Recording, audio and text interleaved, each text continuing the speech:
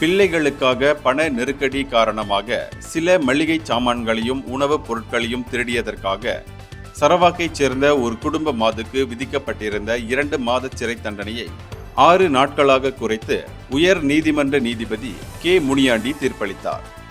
ஒரு பேரங்காடியில் 374 ரிங்கிட் 69 காசு மதிப்புடைய மளிகை சாமான்களையும் உணவுகளையும் திருடிய குற்றத்திற்காக லீனி ஆமாட் என்ற பெண்ணுக்கு மேஜிஸ்ட்ரேட் நீதிமன்றம் 2 மாத சிறை தண்டனை விதித்திருப்பது மிக அதிகமாகும் என்று நீதிபதி தெரிவித்தார்.